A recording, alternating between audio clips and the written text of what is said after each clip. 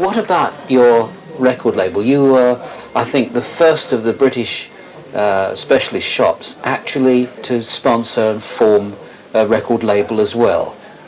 Yes, well, very few shops, in fact, have done it at all. Carlo Kramer with Esquire Records was earlier than me, but there again, he didn't have a shop. I must have been, but I think I was probably the first, yes, starting with Acapulco and then the traditional jazz bands, and then going up into all kinds of things. A speciality with me being a piano jazz, which I love. People like Ralph Sutton, Dick Wellsted, these sort of people. Now you're away from 77 Charing Cross Road. Does 77 still survive as an active label? Well, it's not been for some while because of our insecurity. But I shall certainly resuscitate the catalogue. Whether I shall continue recording anymore, I don't know at this stage, really. Because I have a lot of listeners who are interested in that, is much of the catalogue actually available? If they came to your new shop, would they be able to get a fair range of 77 records? I would say about 65–70%, because some things went out of print, and as I say, for obvious reasons, I didn't reprint at that time. So we will. Well, I will undoubtedly reprint them as time goes by. Now, you mentioned Ralph Sutton, but apart from him, who are you particularly proud to have got onto that label of yours? Billy Butterfield, certainly Ralph and Dick. Some of the earlier things, the New Orleans things, which are historical, not specifically to my taste, but I'm very pleased I did them, because it gave a lot of people a lot of pleasure. And sort of English people like Bruce Turner, Tony Coe, things like that, you know.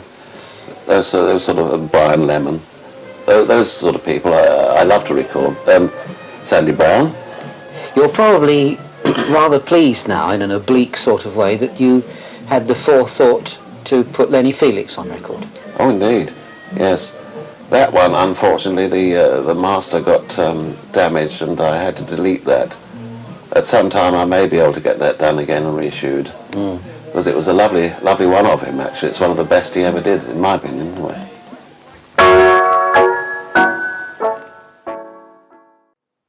As a specialist record seller and a producer in a small label market, what do you think of the chances of an energetic small label working in our field now? Well, I think they're pretty good, really. I mean, there are quite a few small labels operating now, as you know, and you get people like Chris Wellard and John Jack, these people who are almost specifically dealing with those sort of small labels, not only from England, of course, from all over. And they seem to be surviving okay. And more of the records I get to review come not from the majors, but from these, again, energetic little companies. And I presume that the proportion of those sort of records in your stock is going up all the time, isn't it? Oh, definitely, yeah. And, of course, imports. It's a fact, I mean, that big companies can't get too interested in jazz because it is a minority market. And after all, they're in business to sell a lot of records, let's face it. Doug Dobell, specialist jazz record dealer for the past 35 years, being remarkably charitable, I thought, towards the major record companies. The Chris Wellard and John Jack he referred to are among the many distributors working like beavers as distributors in the specialist and small jazz field. Well, we hope the future of Doug's new premises is assured. Now, among several specialist dealers in London, there's one more which, like Dobell's, took the step of issuing records on its own account. It seemed appropriate, therefore, that my conversation with one of the partners in Mole Jazz up near King's Cross Station should have taken place in a basement room which seemed to have no more than the thickness of a record sleeve between it and the London Underground. And there I asked Graham Griffiths how he'd come to risk his T-shirt as a jazz specialist. We started at the end of 1976, and when it began it was entirely a mail order operation from the back bedroom of my partner's house, about half the size of the room we're in now, which is itself a very small room. So you can imagine there was quite a few problems, especially as Ed weighs 25 stone, and the combination was difficult, but we thought there was definitely room for a mail order jazz outlet, another mail order jazz outlet. So we thought, well, that was the place to start. It's going to be very low overheads, but if it went well, then we'd think about expanding, but if it didn't go well, then it wasn't going to really hurt us too much. And in fact, we found there's a great deal of interest from What around the whole did you do country. before, if I may ask? Before that, I had my own business. I was records again, but it was not a specialist jazz shop. It covered the whole area of music, particularly pop, dealing mainly with second-hand records. Yeah. And so really, I suppose what we're working around to is this feeling that I've always had, that all the specialist dealers are specialists because their heart is in their stock, in a funny sense. That's true, yes. The reason why I went from a shop, a business which covered the whole range of music, to jazz, because my interest was in the jazz side. And the partners I was with then weren't that interested in jazz, and I wanted to push this the jazz side, and had a resistance from them, and I decided the only way I could do it was breaking away and starting my own business. I've been hearing from people that what was called in the 60s and early 70s the avant-garde, the very, very free, and to my mind, looking back on it now, very angry music, that the suggestion at the moment is that the interest in that is flagging somewhat, and there is a greater concentration on, I suppose, what, for want of a better word, you call traditional values, Is that true? I think that is true, yes. I mean, at the moment you see someone like Lou Donaldson at Ronnie's, who at one time was associated with sort of very electric jazz, funky jazz, and he's gone back to playing straight ahead bebop. And I think a lot of the people, say like George Adams, Don Pullen, who have been associated on the edge of the avant-garde, they've gone back to their roots, which is bebop, and they're playing that, and a lot more people are listening to them now.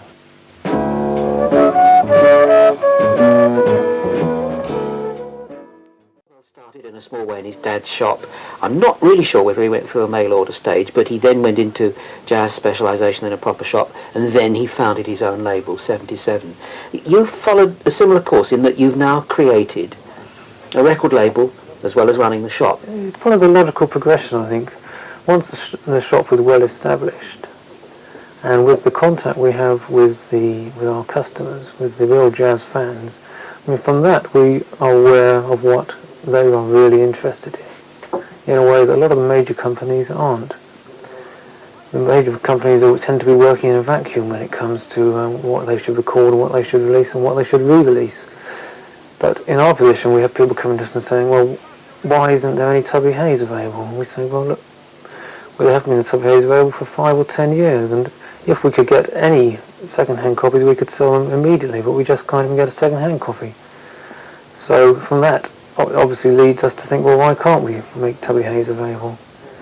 And from that encouragement, we decided on to try and license the Tubby Hayes material. And what you did, you went straight to, I suppose it was Fontana or Phillips or whatever in this case, and you took over lock, stock and barrel. We went straight to them and said, look, we want to release it. And they said, well, if you've got the money, we'll let you have it. So we said, right, we'll find the money somehow. But of course, that is rather jumping the gun talking about Tubby, and that our first album was Art Pepper. And I mean, that was really the start of the record label. And with the Art Pepper album, that came totally out of the blue, because last year Art Pepper played at Ronnie's for 2 weeks. And we all went to see him. We're all great Art Pepper fans, and have been for years. And I think you'll find in the shop perhaps the biggest selection of Art Pepper records available in the whole country. We get them from anywhere we can get hold of them, from Japan, from America. And we all went on the first night, and we were very, very impressed by how he was playing. And Peter Boyd said to us, well, wouldn't it be great if we could record Art Pepper? And we said, oh, it would be great, yes, but there's no way he's going to agree to do it. But we thought, well, nothing risked, nothing gained, and went along and asked him. He said, certainly, if we can agree a contract and agree a price.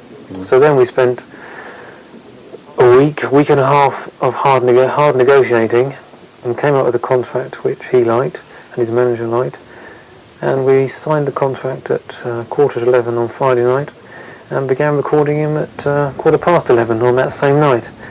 So it was very much a touch and go thing, but we got there, and from that we recorded 2 nights, the Friday night and the Saturday night, and the quality of the recording was very good, and Art was playing probably the best he played in the whole 2 weeks on those 2 nights, and from that we've got enough material for certainly one album, and hopefully we might put out another album.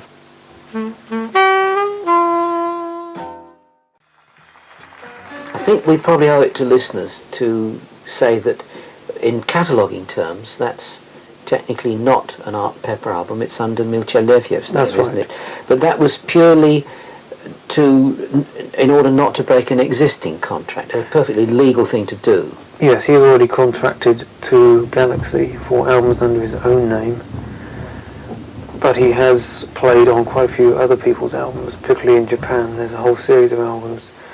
So, he's recorded with Jack Sheldon and Pete Jolly, and the albums are called Pete Jolly and His West Coast Friends, and of course the West Coast friend is Art Pepper himself.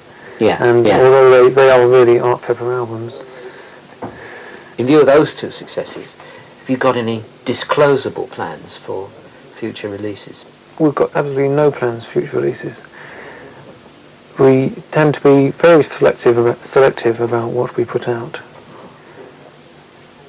and we feel that's been the fault of some of the independent labels, the British independent labels, that they tended to put out too much material and they tend to swamp the market. I mean, we've seen from the success of our first 3 releases that if you're very selective and very careful about what you release, and you know what the market is, and you know what people are interested in, then there will be a demand for the records, and you can break even and probably make a profit on them. So in future, our plans are to release what we know people want. It's almost like having a subscription scheme for something, isn't it? I mean, you don't actually get the money in advance, but by literal word of mouth, you do know that if you go to the trouble of producing it, at least you've got X certain buyers because they've been in here and said so. Yes, I mean, for instance, with the Tubby Hayes, we know there's a great interest in the Tempo label, the material recorded by the Jazz Couriers, and at the moment we're hoping, negotiating with Decca in an attempt to attain the rights to release that. But there are 1 or 2 problems with this, and this might not happen. But certainly we also know there's interest in the Tubby Hayes big band material, and we've been listening to that and thinking about which one of those might be worth putting out. And in that we can ask people, we ask our customers, and they come to us and say, why don't you put out this Tubby Hayes album or that Tubby Hayes album? And we bear that in mind, and as we listen to them, and maybe in the next 2 or 3 months you might see another Tubby Hayes album coming out.